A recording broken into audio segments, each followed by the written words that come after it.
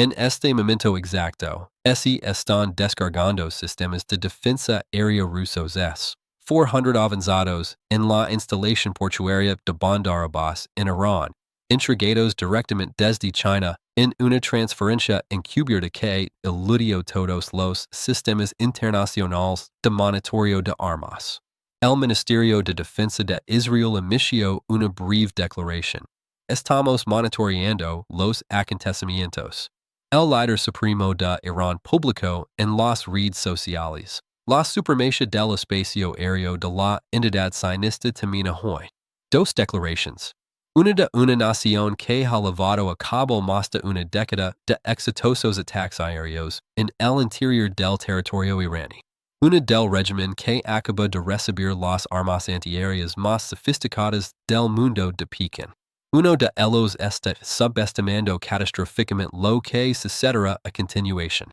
Permítame explicaros exactamente lo que sucedió y por qué esto cambia todo sobre el equilibrio estratégico en Oriente Medio. El 6 de marzo de 2026, aproximadamente las 0430 horas, imágenes satelitales comerciales de Planet Labs capturan actividad inusual en Bandar Abbas, la mayor instalación naval de Irán en la costa sur. Cuatro buques de bandera China, identificados como los barcos mercantes Hanjin Phoenix, Costco Glory, Mingyang y Pacific Navigator, estaban atracados en la sección militar del puerto, un área típicamente restringida a los activos navales del Cuerpo de la Guardia Revolucionaria Islámica de Irán. A las 0600 horas, analistas de ImageSat International confirmaron que se estaban descargando enormes contenedores cilíndricos de aproximadamente 40 pies de longitud utilizando grúas de gran capacidad. Estos contenedores coincidían con las dimensiones exactas de los componentes del sistema de misiles superficial S-400 Triumph. A las 0815 horas, la agencia de noticias estatal iraní Tasnim, que mantiene estrechos lazos con el IRGC, publicó una breve declaración confirmando la entrega de capacidades avanzadas de defensa aérea adquiridas a través de acuerdos de asociación estratégica. Notablemente, la declaración no mencionó a Rusia como el proveedor. A las 10:30 horas, fuentes de inteligencia israelíes que hablaron con Reuters confirmaron que los sistemas eran efectivamente S-400, pero revelaron un detalle crítico. Los misiles fueron fabricados en China bajo licencia de Rusia, no entregados directamente desde los depósitos rusos. Esta distinción es enormemente importante. A las 12 o'clock horas, el portavoz del Ministerio de Relaciones Exteriores de China desestimó las preguntas sobre la transferencia durante una conferencia de prensa, afirmando solo que China mantiene relaciones comerciales normales con todas las naciones de acuerdo con el derecho internacional. A las 14:30 horas, el seguimiento por satélite mostró que los cuatro buques chinos salían de aguas iraníes, dirigiéndose hacia el este, hacia el estrecho de Hormuz. A las 1700 horas, el Comando Central de UU reconoció tener conocimiento de la entrega, pero se negó a caracterizarla como una violación de algún acuerdo internacional específico, una respuesta cuidadosamente redactada que revela la evaluación legal estadounidense de la transferencia. Para entender el terremoto estratégico que esto representa, necesitas comprender exactamente lo que el sistema S-400 puede hacer y lo que Israel se enfrenta ahora. El S-400 Triumph no es una versión mejorada de misiles obsoletos de la era soviética. Este es el principal sistema de defensa aérea de largo alcance de Rusia, considerado por los analistas de la OTAN como uno de los tres sistemas antiaéreos más capaces del mundo, junto con el FAD de América y el propio sistema aéreo de Israel. Cada batería S-400 consta de un vehículo de puesto de mando, múltiples sistemas de radar de adquisición y gestión de batalla, y hasta 12 vehículos lanzadores transportadores, cada uno de los cuales leva 4 misiles. El sistema puede comprometer simultáneamente hasta 36 objetivos a distancias que se extienden hasta 400 kilómetros, es Decker, 240 y 8 miles. Para poner eso en perspectiva, una batería S-400 posicionada en Bandar Abbas puede comprometer aviones israelíes que operan sobre Bagdad. Una batería posicionada en Isfahan puede comprometer objetivos sobre Tel Aviv. Los misiles viajan a velocidades que superan Mach 12, más de 9,000 millas por hora, lo que los hace casi imposibles de maniobrar.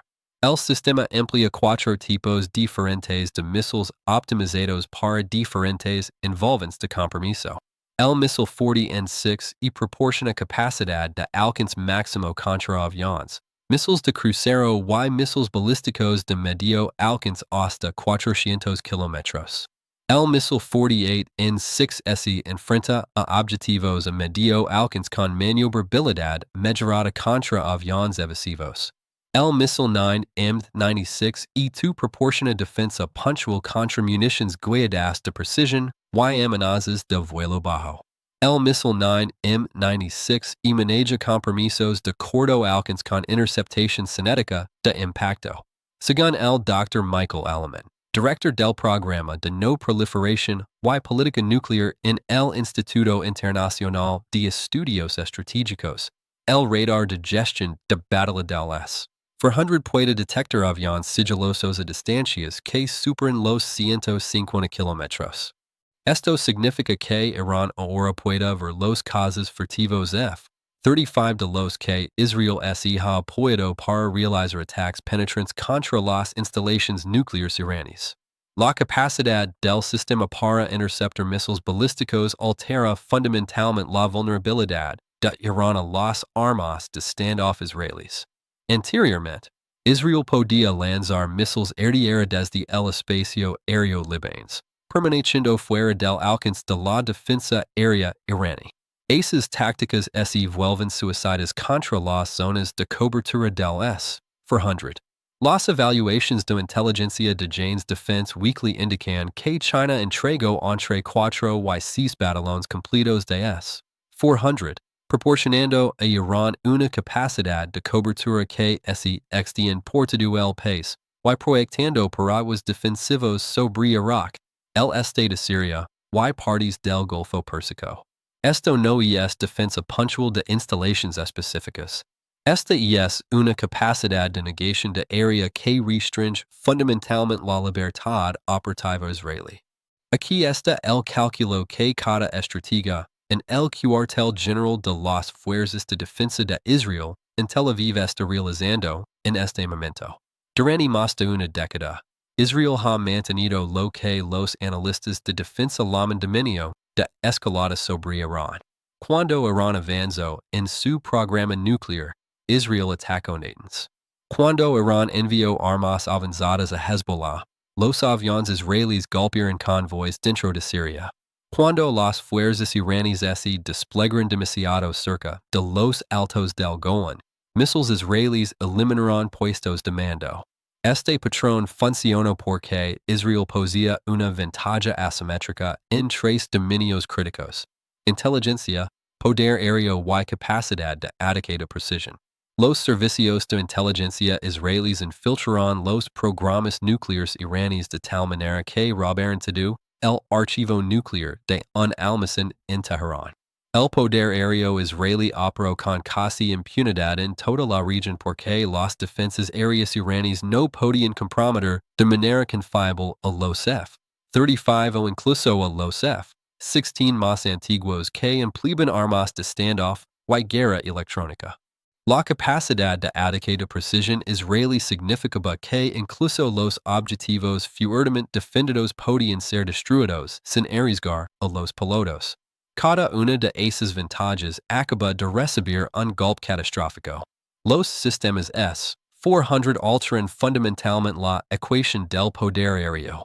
Según el general de la Fuerza Aérea Philip Breedlove, ex-comandante supremo aliado en Europa, el S-400 crea una burbuja de negación de acceso que obliga a los aviones atacantes a permanecer fuera de la zona de compromiso, aceptando una efectividad de armas reducida, o a penetrar en la zona aceptando probabilidades de pérdida dramáticamente más altas. Para Israel, que cuenta con aproximadamente trino y nueve casos furtivos F. 35 y adir como la punta de su capacidad de ataque ofensivo, perder incluso 3 o 4 aeronaves en una sola operación representaría una derrota estratégica. La fuerza aérea israelí no puede absorber perdidas en niveles que se vuelven aceptables en conflictos de grandes potencias. Cada F-35 cuesta 120 millones de dólares. Cada piloto requiere una década de entrenamiento. Israel no puede reemplazar las perdidas a través de la movilización industrial de la manera en que lo hacen las potencias más grandes. Desde la perspectiva de Irán, la entrega del S-400 logra exactamente lo que Teherán ha buscado durante 20 años, una disuasión creíble contra la acción militar israelí.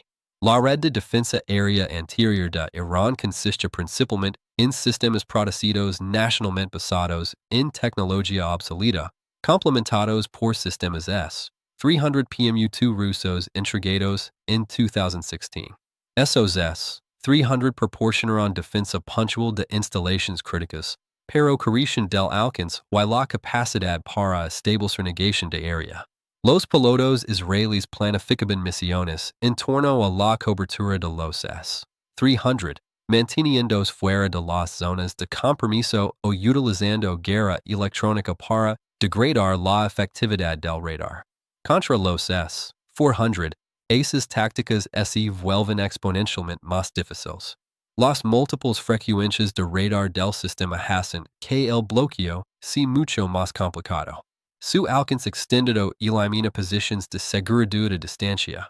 Su capacidad para involucrar múltiples objetivos simultáneamente evita que los ataques de saturación abrumen las defensas.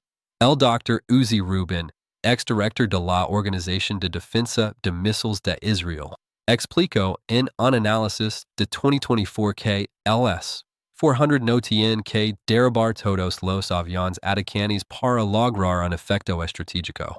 Solo necesita imponer probabilidades de pérdida inaceptables que hagan que el costo de la acción militar supera el beneficio.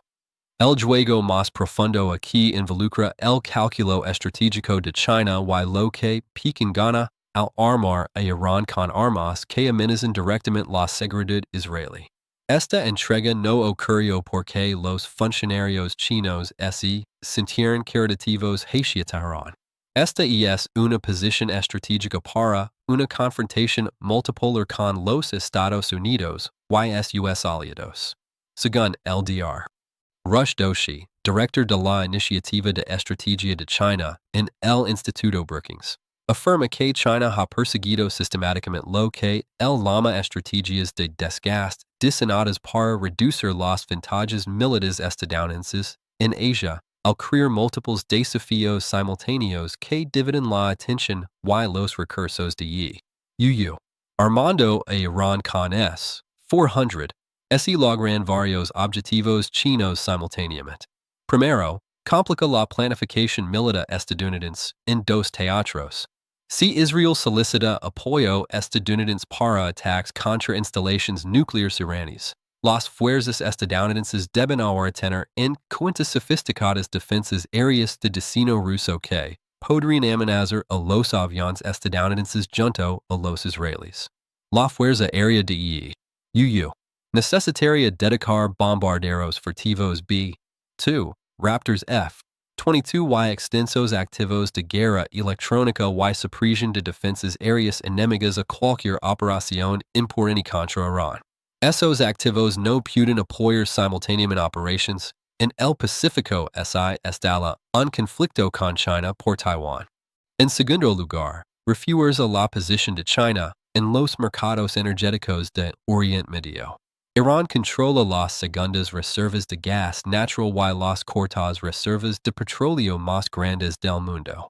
Un Irán militarmente más fuerte que pueda resistir la presión occidental se convierte en un socio energético más fiable para Pekín. Las empresas energéticas chinas han firmado enormes acuerdos de desarrollo con Irán que superan los 400,000 millones de dólares a lo largo de 25 años. Esas inversiones solo dan sus frutos si Irán se mantiene estable e independiente. En tercer lugar, demuestra a los posibles socios chinos que Pekín pueda ofrecer apoyo militarmente significativo a pesar de la presión occidental. Rusia suministró S-400 a Turquía a pesar de las objeciones de la OTAN, demostrando fiabilidad a Ankara. China suministrando S-400 a Irán a pesar de la oposición israelí y estadounidense envía la misma señal a través del sur global. Las naciones que consideran una orientación estratégica hacia China ven evidencia concreta de que Pekín respalda a sus socios con armas que funcionan. El papel de Rusia en esta transferencia es deliberadamente ambiguo pero estratégicamente significativo. Moscú desarrolló originalmente el S-400 y licenció la tecnología de producción a China en 2014. Las versiones chinas, designadas HQ-9B, incorporan componentes nacionales pero mencionan la compatibilidad con misiles y radars fabricados en Rusia. Según un análisis del Centro de Estudios Estratégicos y Internacionales, Rusia probablemente aprobó esta transferencia específica a pesar de que las empresas chinas fabricaran los sistemas, porque Moscú considera que cualquier cosa que complique la planificación operativa estadounidense y israelí es beneficiosa para los intereses estratégicos rusos. Rusia y Irán han profundizado la cooperación militar de manera dramática desde 2022, con drones iraníes apoyando las operaciones rusas en Ucrania y asesores rusos ayudando a Irán a desarrollar misiles balísticos. Mark Galeotti, investigador principal del Royal United Services Institute, explicó que Rusia ve a Irán como un socio estratégico en la creación de un orden mundial multipolar que limita el poder estadounidense. Permitir que las defensas aéreas iraníes funcionen sirva los intereses rusos, incluso si Moscú no es beneficio directamente de la venta. El escenario de pesadilla que los planificadores de defensa israelíes enfrentan ahora es el siguiente. Irán completa el desarrollo de armas nucleares mientras está protegido por defensas aéreas S-400 que hacen que los ataques preventivos sean prohibitivamente costosos. Así es como se desarrolla ese camino. Las evaluaciones de inteligencia de la Agencia Internacional de Energía Atómica indican que Irán ya ha enriquecido uranio al 60% de pureza en la instalación subterránea de Fordow. El enriquecimiento de grado de armas requiere un 90% de pureza, un paso técnico que Irán ha demostrado que puede lograr en cuestión de semanas así lo decide. Los inspectores internacionales actualmente mencionan equipos de monitoreo en las instalaciones nucleares iraníes declaradas, pero ese acceso podría terminar en cualquier momento si Irán decide expulsar a los inspectores, como ha amenazado repetidamente. Sin inspectors, Irán podría enriquecer a grado de armas y fabricar dispositivos nucleares en un plazo de 3 a 6 meses, según estimaciones del Instituto de Ciencia y Seguridad Internacional. Los planificadores militares israelíes siempre han supuesto que Irán se acercaba a una capacidad genuina de armas. Israel podría llevar a cabo ataques preventivos destruyendo instalaciones de enriquecimiento y sitios de desarrollo de armas antes de que Teherán lograra un arsenal nuclear operativo. Esa suposición se basaba en la capacidad israelí para penetrar el espacio aéreo iraní y atacar objetivos subterráneos interesados. Los sistemas S-400 desafían fundamentalmente esa suposición. Cada instalación nuclear importante de Irán puede ahora ser protegida por zonas de cobertura superpuestas del S-400 que obligan a los aviones israelíes a permanecer fuera y emplear armas de largo alcance con efectividad reducida contra objetivos interesados, o a penetrar y aceptar pérdidas potencialmente catastróficas. Si Israel pierde 6 F-35 y 12 pilotos al atacar Fordow, ha tenido éxito la misión incluso si la instalación es destruida? ¿Qué sucede cuando Irán reconstruye su capacidad de enriquecimiento en 2 años mientras que Israel necesita de 5 a 7 años para reemplazar los aviones perdidos y reconstituir la experiencia de los pilotos.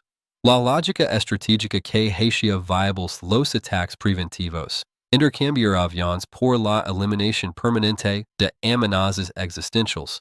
Ese derrumba cuando la amenaza pueda reconstituirse más rápido de lo que la capacidad de ataque pueda regenerarse. El líder supremo de Irán, Ali Khamenei, entiende perfectamente este cálculo. En un discurso de febrero de 2026, afirmó que nuestras capacidades defensivas aseguran que la unidad sionista no pueda impedir que nuestro legítimo programa de energía nuclear alcance su máximo potencial.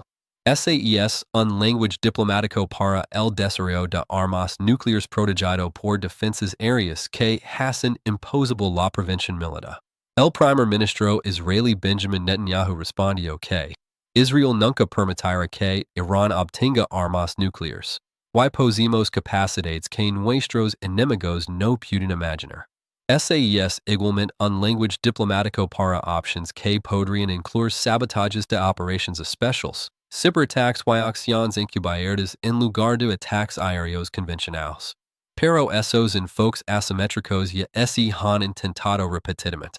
La inteligencia israelí ha asesinado a múltiples científicos nucleares iraníes. Las armas cibernéticas Stuxnet destruirán centrifugadoras en Natanz. Explosions misteriosas han dañado instalaciones iraníes de quienes divisas. Ninguna de estas acciones detuvo permanentemente el programa de Irán. Impusieron retrasos medidos en meses o años, pero Irán reconstituyó constantemente sus capacidades. Si los ataques militares convencionales se vuelven demasiado arriesgados, Israel agota las opciones para prevenir las armas nucleares iraníes. Hay tres escenarios sobre cómo se desarrolla esto, y la distribución de probabilidades debería adorar a cualquiera que esté preocupado por la estabilidad en Oriente Medio. El escenario 1 es una resolución diplomática a través de negociaciones renovadas. Y voy a asignar aproximadamente un 30% de probabilidad a esto. Para que la diplomacia tenga éxito, varias condiciones deben alinearse simultáneamente.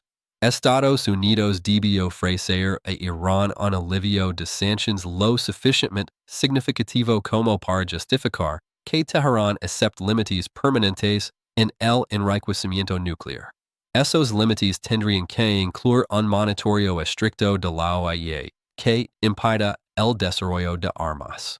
Irán debe aceptar esas restricciones a pesar de haber adquirido recientemente defensas aéreas que teóricamente protegen las instalaciones nucleares de acciones militares. ¿Por qué Irán haría concesiones ahora cuando tiene cartas más fuertes que nunca?